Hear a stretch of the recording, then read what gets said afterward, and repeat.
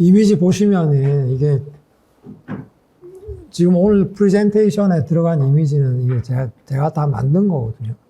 AI로 다 그냥 AI 써서 만든 거고, 밑에 이제 뭐 톰 크루즈 나오는 이거는 이제 그 마이너리티 리포트라는 영화 아시는지 모르겠는데 옛날에 나왔던 영화인데 범죄 예측하는 거죠. 범죄 예측하는 거. 발생될 범죄를 예측해가지고 이제 수사관들이 가서 그 범인 검거를 하고 하는 그런 영화인데 톰 크루즈가 자기가 그 범인이 되는 걸로 예측이 돼가지고 쫓기면서 벌어지는 이제 그런 일들을 담고 있습니다.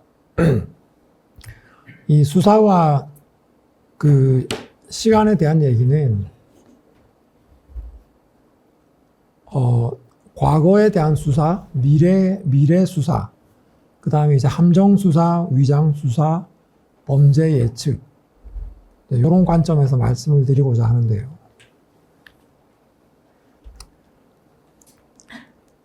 저희 그 형사소송법에 보면은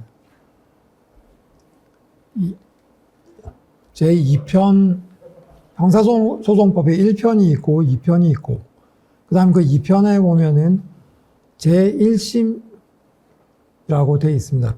표제가 그렇게 되어 있는데 근데 재밌는 게 그 제1심 밑에 들어가 있는 그 제목에 제1장이 수사라고 되어 있습니다. 근데 이거 이상하지 않으세요? 왜 1심 밑에 수사가 들어가 있지? 수사는 1심이라고 하는 거는 재판이잖아요, 재판. 재판 전 단계가 수사인데 우리나라 형사소송법 편제를 보면 제2편, 제1심, 그 제1심의 제1장이 수사라고 되어 있어요. 이것도 그 흔적입니다, 흔적. 제가 흔적이라고 하는 걸 오늘 많이 말씀드리는데 형사소송 절차에서 예전에 수사를 그 치안 판사 내지는 그 앞단에서 재판 전 앞단에서 수사 자체를 판사들이 했었어요. 수사 판사라고 하는 제도인데 그러니까 수사와 재판이 사실 별개의 작업이 아니라 그 법관이라고 하는 어떤 직업 법률 전문가들이 앞단에서는 수사를 하고 이제 그 다음 단계로 재판을 하고 이런 식이었습니다. 그래서 그걸 수사판사, 치안판사 뭐 이렇게도 뭐 얘기를 하는데요. 그런 법제도를 우리가 개수를 했습니다. 개수를. 유럽에서 일본, 그 다음에 우리나라로 이제 가지고 들어왔죠. 그래서 형사소송법에 지금 보면은 편제상 제1심 1장이 그 재판 단계의 1심이라고 볼 수 있는 그 밑에 수사 항목이 들어가 있는 거예요. 이게 그러니까 옛날 그 수사판사 제도, 그거를 그 보여주고 있는 그런 흔적이라고 볼 수 있습니다. 근데 이 편제는 지금도 안 바뀌고 그냥 그대로 있는 거고요. 그래서 수사 자체를 이제 직업 법관들이 했었는데 사실 이제 그러다 보니까 이게 그 동일한 법관들이 하는 거지 않습니까? 같은 법관들이 수사도 하고 재판도 하고 이러면 이상하지 않습니까? 이상하고 뭔가 수사 단계와 재판 단계는 분리돼야 되는 게 맞겠다라고 하는 이제 생각들이 생겨나기 시작한 거죠. 그러면서 사실 만들어진 제도가 이제 검찰 제도입니다. 검찰 제도. 그 앞 판사들이 하던 수사 영역을 검찰이라고 하는 그런 어떤 관청을 만들어서 수사 업무를 맡게 하고 그 부분에 대한 공소, 기소와 기소에 관한 그런 절차를 관장하게 하는 제도로 만들어진 게 검찰 제도입니다. 근데 지금 현재 우리 형사소송법은 어쨌든 과거에 있었던 그 수사판사의 흔적이 그대로 이제 이어지고 있는 그런 편제로 볼 수 있습니다. 그래서 이 형사소송법 수사 규정에 보면 196조, 197조가 있는데요. 거기 196조는 검사가 수사하는 규정이고 197조는 사법경찰관이 수사하는 이제 규정을 담고 있습니다. 그래서 범죄 혐의가 있다고 사료하는 때, 범인, 범죄 사실, 증거를 수사한다. 이렇게 196조와 197조에 정하고 있습니다. 그 다음에 215조 압수수색에서는 죄를 범하였다고 의심할 만한 정황이 있고, 다 마찬가지로 범죄 혐의가 있다고 사료되는 때 죄를 범하였다고 의심할 만한 정황이 있는데, 이 규정 자체를 보면은, 그러니까 결국 지금 현재 상황에서 범죄가 벌어졌거나 아니면은 과거입니다, 과거. 과거에 범죄가 있었던 것을 수사를 하는 그런 형태로 규정이 되어 있는 거죠. 그러니까 우리 형사소송법 규정 해석상으로는 미래를 향해 가는 수사는 사실 상정하기가 조금 어렵습니다. 이 조문 규정상 보면. 저도 23년간 검사 생활을 했지만 어떤 사건을 미래를 향해 가면서 수사를 해본 적이 없어요. 미래를 향해 가면서 수사를 한다는 건 뭐냐면 어떤 범죄와 관련되는 어떤 문제가 있을 때 그 시점에서 이미 벌어진 과거의 사건을 수사를 한다는 것이 아니라 지금 현재 진행되고 있는 단서를 기준으로 해서 앞으로 벌어질 일들을 쫓아가는 겁니다. 제가 이걸 미래수사라고 얘기를 하는데, 그러니까 우리나라는 이런 미래수사 방식이 없어요. 그냥 사람들은 그냥 뭐 당연한 거다라고 생각을 합니다. 그런데, 좀 전 세계적인 어떤 전 지구적인 관점에서 봤을 때 수사라고 하는 게 과연 과거와 현재 벌어진 것만 수사가 되느냐? 그건 아니라는 거거든요. 오히려 수사 효율성 측면이나 아니면 굉장히 중요한 사건인 경우에는 따라가면서 수사하는 경우가 더 많이 있습니다. 외국에서 하는 경우들이. 이제 그런 관점에서 제가 과거, 현재, 미래를 말씀을 드린 건데, 이거는 증거를 수집하는 그런 어떤 증거 수집의 실효성 문제와도 관련이 됩니다. 과거에 벌어진 일들에 대한 증거는 수사 과정에서 드러날지 안 드러날지가 불분명합니다. 약간 우연에 달려 있습니다. 압수수색이나 이런 거를 해서 영장을 받아서 이제 자료를 가지고 왔잖아요. 근데 그 자료를 다 뒤져봤어요. 자료를 다 뒤져봤는데, 만약에 뇌물죄 수사를 한다든지, 어떤 그런 수사를 하고 있는 거기에 관련되는 증거가 내가 영장을 가지고 가서 받아온 자료 속에 있을지 없을지는 모르죠.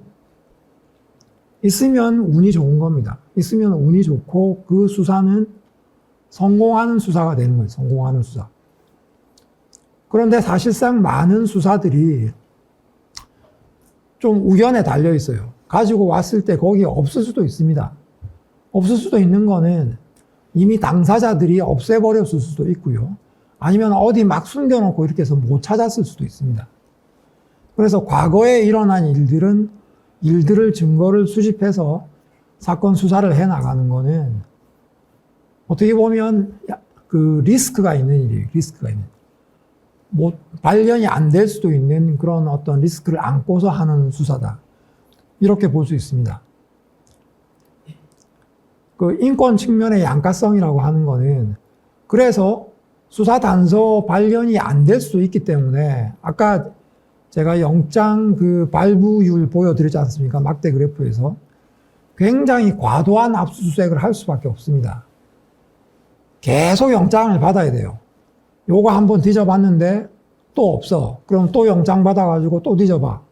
또 뒤져봐. 또 뒤져봐. 이렇게 할 수밖에 없어요. 왜냐하면 우연에 달려있고 그 수사 단서가 발견될 확률도 낮기 때문에 그렇습니다. 그러다 보니 영장 청구는 많아지고 영장 발부율은 올라가고 이런 상황이 되는 거거든요. 근데 그렇다면 그 미래를 향해 가는 수사라고 하는 거는 도대체 뭐냐? 지금 현재 수사기관 앞에 어떤 범죄 단서가 하나가 발견이 됐습니다. 발견이 됐으면 수사를 거기서부터 시작해서 과거로 가는 게 아니라 이제 앞으로 나갑니다. 앞으로. 그 어떤 수사 단서를 놓고서 그걸 그 단서로 시작을 해서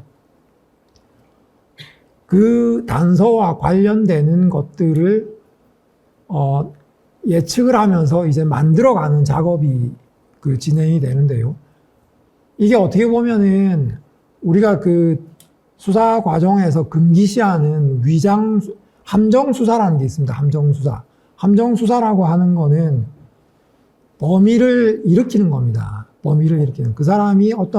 저 사람이 뭔가 범죄 의심되는 그런 행위를 할 사람인 것 같아. 그러면 이제 그 사람한테 이제 부추기는 거죠. 어떤 그 범위를 갖다 유발을 시켜가지고. 그러니까 만약에 마약상이다 그러면 그 마약상한테 마약을, 이제 판매를 해야 되니까 어디서 받아와. 이런 식으로 수사기관이 계속 시키는 거죠. 시키고 마약 자금을 대주고. 이렇게 하면 범위를 유발시키는 겁니다. 범위를.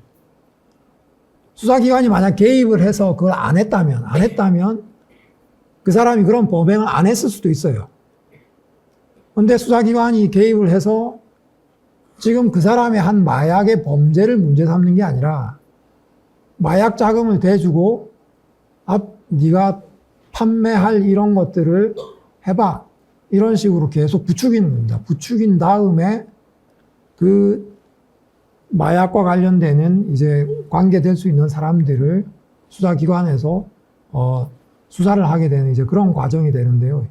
이게 전형적인 함정 수사이자 그 미래를 향해 가는 수사입니다. 그러니까 현재 앞에서의 그 발견된 수사 단서 그거를 수사하는 게 아니라 그걸 근거로 해서 이제 범죄가 문제가 될 수 있는 것들을 만들어 나가는 과정이 되는데, 다만 이제 여기에 범위를 유발시키는 것이 그 함정 수사로서 금지되는 그 기준이 있습니다. 아예 아무런 그 범위도 없는 사람을 수사기관이 개입을 해가지고 어떤 범위를 막 유발을 시킨다든지 이렇게 하면 그거는 금지되는 함정 수사로 이제 금지돼서 그런 수사는 못하도록 되어 있습니다. 그래서 함정 수사에는 범위 유발형이 있고 기회 제공형이라고 수사가 있습니다. 그러니까 기회 제공형이라고 하는 거는 내 앞에 있는 이 사람은 충분히 범죄를 저지를 수 있는 사람이야. 여러 가지 정황상 충분히 앞으로도 계속 마약을 팔 것이고 여러 사람한테 마약상으로 그걸 할 거야. 그런 사람이니까 내가 기회를 제공하는 거예요. 범위를 유발시키는 게 아니라 기회를 제공해서 이제 마약을 제조하는 사람하고 연결을 시키고 또 판매하는 여러 판매책들이 있을 거 아닙니까? 그 사람들하고 연결시키고 이런 식으로 해서 쭉 따라가는 겁니다. 따라가면서 하는 수사.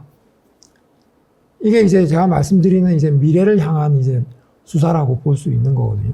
근데 우리나라는 기본적으로 이런 방식의 수사는 일반적인 수사 방식이 아니에요. 그러니까 거의 대부분이 90% 이상은 전부 과거에 일어났던 일들을 과거의 흔적들을 뒤져서 퍼즐을 맞추고 조합을 하는 겁니다. 퍼즐을 맞추고 조합을 해서 그걸로 사실관계를 규명하는 그런 수사를 하는 거죠. 근데 그건 아까 말씀드린 것처럼 확률은 떨어지고 수사가 실패할 리스크가 높다고 했지 않습니까? 근데 현재 시점을 기준으로 미래를 향해서 따라가는 수사는 실패 확률이 낮습니다.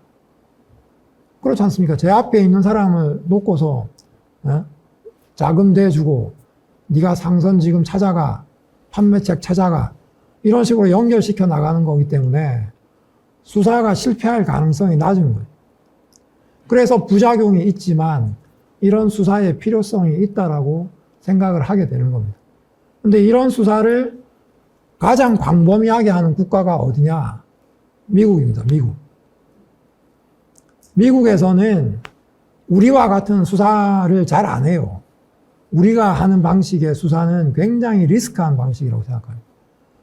될지 안 될지도 모르는 거에 한정된 시간과 한정된 가용 자원을 투입해서 그런 수사를 왜 하냐 이렇게 생각할 수도 있습니다. 그래서 어떻게 하느냐? 두 가지 방법이 있습니다. 두 가지 방법. 협상과 도청인데요. 협상과 도청. 우리는 보통 우리나라에서는 협상과 도청 둘 다 이게 불법한 수사 방식에 가깝다고 봅니다. 협상은 서로 형량을 낮춰줄게, 플리바기닝처럼 이런 식의 어떤 미끼를 던져가지고 뭔가를 갖다 수사 단서를 찾아내는 것이기 때문에 법령에서 그걸 허용하고 있지 않은 이상은 굉장히 불법적인 수사 방법이라고 생각을 하고요. 도청도 마찬가지입니다. 제가 검사 생활 23년 하는 동안 도청 수사를 해본 적이 없습니다. 굉장히 인권 침해적이고 해서는 안 되는 수사 방식이라고 생각을 합니다. 그런데 미국 수사기관이나 이런 데서는 FBI나 이런 연방 수사기관들은 도청을 밥 먹듯이 합니다. 그게 말씀드린 미래를 향해 가는 수사입니다. 어떤 범죄 단서를 가진 사람이 수사 대상이 됐어요. 그러면은 그 FBI 요원이 그 사람한테 찾아가서 그걸 합니다. 도청 장치를 부착을 시켜요. 네가 수사기관에 협조를 하면 플리바긴이 있으니까 이제 형량이라든지 기소할 수 있는 범죄라든지 이런 거를 조정해 주겠다. 이런 식의 협상을 하면서 이제 도청 장치를 그 사람한테 붙입니다. 그 사람한테 붙인 다음에 네가 평상시에 하던 대로 해라. 네가 만약에 마약 조직에 있었으면 마약 조직에 들어가서 네가 하던 대로 하고 무언가를 새로 시키는 건 아니죠. 아까 말씀드린 것처럼 범위 유발하면은 그거는 문제가 될 수 있으니까 그냥 가서 하던 대로 하라고 해요. 대신에 도청 장치를 달고 가서 돌아다니면서 그 범죄 조직에 있는 사람들이나 이런 사람들하고 계속 응대를 하면서 하는 것들이 하나하나 전부 다 증거로 다 수집이 됩니다. 미래로 가잖아요, 미래로. 지금 현재 단계에서 미래로 가는 수사입니다. 근데 그렇게 되면 어떻습니까? 수사의 단서 확보할 가능성이 굉장히 높아지죠. 수사가 실패하지 않을 가능성이 높습니다. 그래서 미국 연방기관이나 이런 데서 중요 수사는 절대로 어떤 사건이 벌어졌을 때 그거를 과거를 향해서 수사하는 거를 잘 하지 않습니다. 들인 공력만큼 나오는 결과가 그걸 못 따라갈 가능성이 높아요. 그러니까 주가 조작을 하는 증권 범죄 이런 것들이 있다. 그러면 그런 것들이 얼마나 복잡합니까? 복잡하고 그런 거 수사하기가 굉장히 어렵거든요. 굉장히 어렵고 그런 증거라든지 이런 것들이 압수수색이나 뭘 한다고 해서 발견될 가능성이 있을지 없을지 모릅니다. 근데 어떤 내부 고발자나 이런 사람을 통해서 그런 주가 조작이라든지 이런 것들을 하고 있다. 이런 이제 정황이 수사기관이 알게 되면 아까 말씀드린 대로 그 사람하고 협상을 합니다. 그 사람하고 협상을 해서 너한테 적용할 수 있는 적용 법조와 이런 것들을 이렇게 조정을 해 줄 테니 수사에 협조를 해라. 그러면서 도청 장치를 붙여요. 도청 장치를 붙이고 그 사람은 그 안에서 주가 조작과 관련되는 여러 사람들이 있으면은 그냥 찾아가서 그냥 얘기하는 겁니다. 일상적으로. 야, 우리 그때 이거 했었잖아. 이거 했는데 그때 우리 어렵게 했지. 근데 얼마 오르더라. 요렇게 했더니 이게 우리 그때 재미 좀 봤잖아. 이런 식의 그냥 얘기를 하는, 없었던 사실을 만들어내는 게 아니잖아요. 있었던 사실인데, 그거를 미래로 가면서 수사 단서가 만들어지는 겁니다. 만들어져. 제가 검찰에 있을 때 싱가포르 검찰청을 방문을 한 적이 있었는데요. 우리나라에서는 뇌물죄 현행범 체포라는 게 없습니다. 뇌물죄 현행범 체포라는 걸 들어본 적이 없거든요. 항상 뇌물죄는 100만 원 줬다, 1000만 원 줬다 그러면은 누가 고소 고발을 해요. 아니면은 수사 단서를 제공을 합니다. 내가 저 사람한테 1000만 원 줬어. 그러면은 이제 수사기관에서는 그거 가지고서 그 돈 줬다는 사람 조사하고, 그 다음에 압수수색 영장 받아가지고 그 돈 받았다는 사람 집에 가서 왕창 들고 오고, 그 사람 핸드폰 갖고 오고, 그래가지고 뒤집니다. 뒤지고 계좌 추적하고 연락이 합니다. 연락이 해서 거기서 이 사람이 1,000만 원 줬다라고 하는 거에 관련되는 단서를 찾아내는 방식. 그게 우리나라의 전형적인 수사예요. 전형적인 수사. 근데 아까 말씀드린 미국이다 그러면 그렇게 안 합니다. 1,000만 원 줬다라고 하는 사람이 수사기관한테 인지가 됐다. 그러면 그 사람이랑 협상하는 거죠. 협상해서 너 누구한테 그 줬다는 사람한테 가서 과거에 네가 했던 일에 대해 대화를 해라. 대화를 하고 있었던 일에 대해서 그냥 자연스럽게 대화해라. 도청장치 붙여가지고 보냅니다. 보내면 그 사람 가서 그 자기 그 돈 줬던 사람, 그 사람하고 그냥 일상적인 대화하다가 뭐 그런 얘기들 나오는 거죠. 그러면 그게 녹음이 되는 거죠. 그럼 그 녹음한 거 그대로 수사기관에 다 들어갑니다. 심지어는 이제 그런 식의 그 대화, 도청 이런 거를 하다 보니까 이제 언제 다시 이제 돈을 누구한테 주겠다 이런 어떤 단서도 발견이 되는 거죠. 그러니까 수사기관이 바로 그 시점에 가서 현행범 체포를 하게 되는 거예요. 뇌물죄 현행범 체포라고 하는 거는 우리나라에서는 거의 없거든요. 그러니까 법정에 가서 아니면 수사기관이나 이런 데서 열심히 다툽니다. 열심히. 왜냐하면 그렇게 결정적인 증거가 확보된 적이 없기 때문에. 말이잖아요. 말. 저 사람이 나한테 1,000만 원 줬다 그래. 나 안 받았어. 나 빌린 거야. 받기는 받았지만 나 빌린 거야. 라든지. 아니면은 서로 대화한 그런 내용도 없고. 예? 이제 그런 단서 가지고서 그게 이제 뇌물죄로 기소가 되더라도 법정에 가서 할 말이 많은 겁니다. 할 말이. 예? 계속 다툽니다. 변호사들 여러 명 선임해가지고 하나에서부터 10까지 다 다투거든요. 다투면은 이제 뭐 무죄 판결 받는다든지 하는 이제 그런 가능성이 생기는 거죠. 근데 앞에 말씀드린 미국식의 수사 방식에서는 그게 불가능합니다. 현행범 체포 그 현장에서 돈 주다가 딱 잡히죠. 도청장치로 해가지고 자기가 나눈 대화 그대로 다 녹음돼 있지 않습니까? 수사기관에서 그걸 가지고서 그대로 기소를 하고 하는 거기 때문에 무죄가 나오기가 어렵습니다. 우리처럼 다투기도 어렵고 이제 그런 차이가 있고요. 그래서 수사는 과거와 현재에 대한 것만이 있는 게 아니라 미래를 향한 수사도 있다. 미래를 향한 수사도 있는 것이고 수사 효율성 측면에서는 이게 훨씬 높다. 훨씬 높지만 다만 범위를 유발시키거나 하는 그런 형태는 위장수사나 뭐 함정수사 이런 어떤 법리에서도 금지되는 수사의 방식이다. 그런데 이제 우리나라도 특별한 어떤 범죄군에 대해서는 이런 필요성이 있다고 이제 생각을 하게 된 겁니다. 그래서 지금 아청법이라고 하는 게 있어요. 아동 청소년 성보호에 관한 법률, 아청법이라고.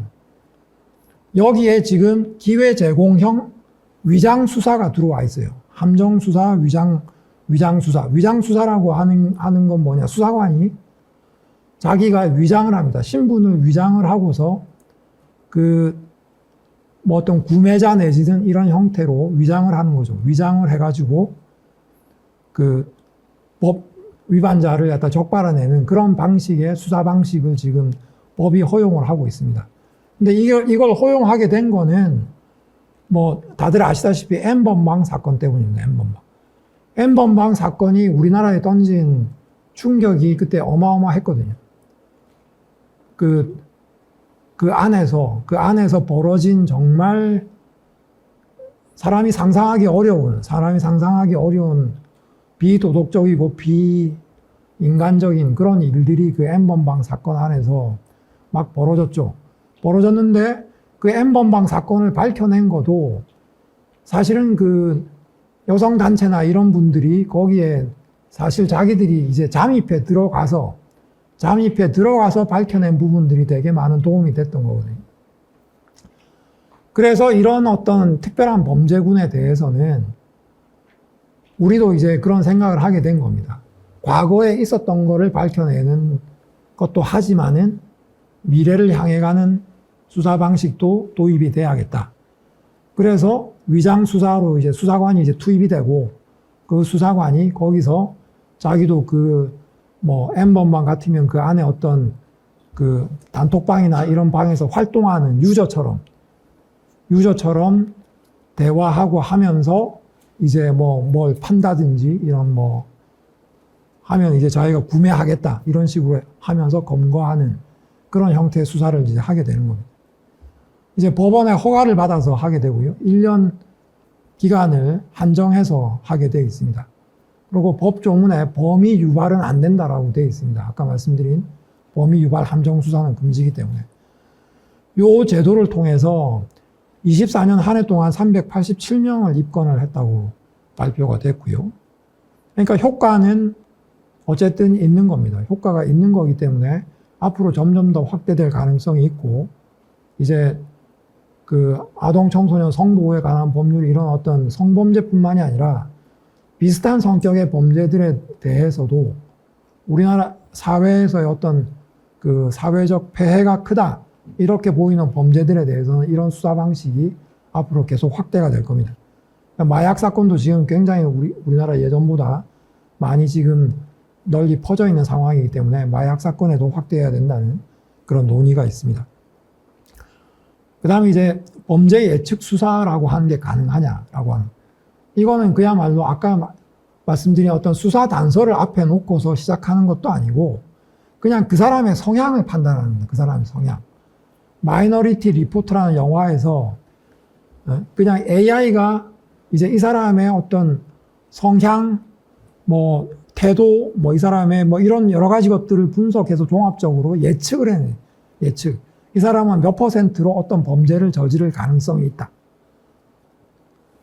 그래서 이제 그걸 단서로 해가지고 수사를 하는 거거든요. 범죄 예측 수사라고 볼 수 있는데 이 범죄 수사, 예측 수사는 당연히 어느 나라든지 지금 하고 있는 나라는 없고요. 이제 유럽 AI 관련해서 그 포괄적 법령이 만들어져 있는 게 유럽 AI 법이 제일 먼저 만들어졌습니다. 전 세계적으로 가장 포괄적인 법령이고 우리나라도 작년 12월에 인공지능 기본법이 만들어졌어요. 우리나라는 지금 세계에서 두 번째로 인공지능 관련되는 포괄적 법안을 가지고 있는 국가입니다.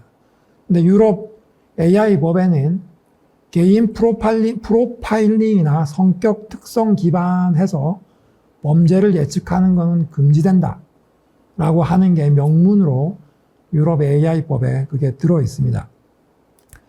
프로파일링 기법이라고 들어보셨죠? 그러니까 어떤 뭐 살인사건이든 뭐든 일어나면은 프로파일링 전문 수사관이 막 이렇게 분석해가지고 막 그 어떤 뭐 30대 뭐 누구일 것이고 뭐 어디 사는 사람일 것이고 막 이런 거 분석하지 않습니까? 근데 이 범죄 예측에도 그런 프로파일링 기법을 쓴다는 거죠. 근데 그걸 못한다 하면 안 된다. 성격 특성 기반으로 범죄 예측하는 거는 안 된다. 이거는 금지되는 AI입니다. 유럽 AI법에는 금지되는 AI가 있고 고위험 AI가 있고 이렇게 카테고리를 나누거든요. 카테고리를 나누는데 금지되는 AI는 아예 해서는 안 되는 AI. 거기에 해당되는 게 이 개인 프로파일링 성격 특성 기반한 범죄 예측. 이건 해서는 안 되는 그 AI. 그러니까 개발 자체를 하면 안 된다라는 걸로 지금 들어가 있습니다. 우리나라 AI 기본법에는 이와 관련되는 내용은 없습니다.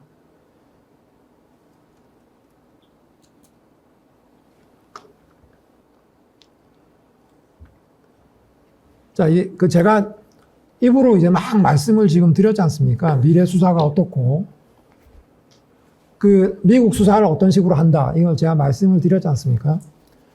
이게 이제 넷플릭스에 있는 그 바시티 블루스라고 하는, 바시티 블루스는 실제 작전명이에요. FBI 수사 실제 작전명이고요. 그 바시티 블루스라고 하는 미국에서 가장 컸던 부정 입학 스캔들, FBI 그 수사관들이 그 중심이 돼서 수사했던 수사인데, 이게 그 미국에서 굉장히 저명 인사들 있잖아요. 뭐 연예인들, 유명한 뭐 영화 배우 뭐 이런 사람들 자식들을 이제 명문대학에 보내는 거예요. 명문대학에. 명문대학에 보내는데 여러 가지 방법을 동원합니다. 여러 가지 방법을 동원하는데 뭐 체육 특기생 뭐 이런 식으로 해서 특기생이라기보다 어떤 그런 활동, 여러 가지 그런 어떤 그런 공부 외에 이 사람은 이런 여러 가지 활동도 다양하게 하는 학생이다. 그걸 통해서 입학 사정관 통과하게 하는 그거를 갖다가 이게 그 기획해서 만들어주는 그런 브로커가 있습니다. 그 사람이 릭 싱어라는 사람이거든요. 근데 이 릭 싱어가 아주 우연한 기회에 FBI 그 수사관한테 이제 걸려요. 근데 그거는 부정 입학 때문에 걸린 건 아니었습니다. 근데 아까 말씀드린 대로 미국은 그런 식으로 수사한다고 했잖아요. 이 사람을 놓고서 이것저것 하다 보니까 이 사람이 주로 했던 게 그거라는 걸 알게 됐어요. 부정 입학, 브로커로 역할을 했다는 걸 알게 됐습니다. 그래서 FBI 수사관들이 그 사람이랑 협상을 합니다. 몇 명에 대해서 부정 입학시켰냐, 어떻게 했냐, 거기에 대해서 수사 협조하면 당신의 형량과 그 부분에 대해서 우리가 참작하겠다. 그러고 나서 뭐 합니까? 도청장치. 그래서 이 사람은 뭐 하냐? 자기가 입학시킨 그거 한 학부모들 계속 전화합니다. 학부모들 전화해가지고 아드님 학교 잘 다니시죠? 저희가 그때 그런 식으로 고생했죠. 우리가 뭐 요렇게 했는데 뭐 그러면 이제 또 그 부모들은 또 이제 물어볼 거 아닙니까? 그 사람한테. 그때 뭐 어떻게 하는데 어려움이 있었는데 뭐 어땠어요? 뭐 이런 식의 막 대화가 막 오고 하잖아요. 전부 다 녹음 다 되죠. 전부 다 녹음 다 돼서 그게 FBI 수사관한테 들어가고 그걸 가지고 이제 한 70여 명의 학부모들이 이게 기소가 됩니다. 그래서 미국에서 굉장히 난리가 났던 사건인데 요거 그냥 잠깐 한번 보시면 지금 여기 보이시는 이 사람이 릭 싱어고요. 지금 요 나오는 거 이거는 다 도청 그겁니다. 도청. 실제 대화입니다. 여기 이 넷플릭스 보시면은 거기에 실제 대화 녹음한 게 그대로 다 나오거든요. 미국은 이것도 다 공개합니다. 그러니까 이런 식으로 지금 이제 도청 내용을 재현했다고 나오고 이 사람이 FBI 수사관입니다. 그 수사관인데 이 사람 하는 일은 뭐냐? 그게 이거 꽂고서 듣고 있는 게 수사에 다예요.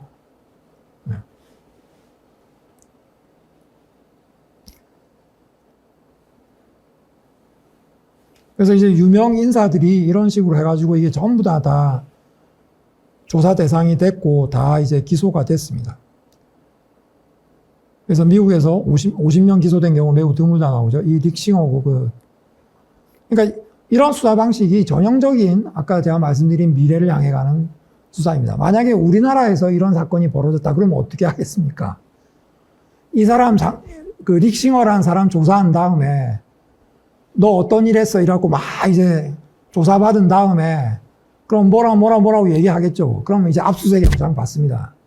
그래가지고 그 부모들 집에 이제 압수수색 영장 받아가지고 가가지고 이제 막 뒤지겠죠. 뒤지고 뭐 핸드폰 뒤지고 해서. 그래서 뭔가 나오는 사람은 이제 그게 되는 거고요. 수사 증거가 확보가 되는 거고. 아닌 사람은 뭐 또 부인하고 우리 그런 적 없어요. 뭐 이러면 또 유야무야 될 수도 있는 거고. 이제 그런 식의 차이가 있습니다.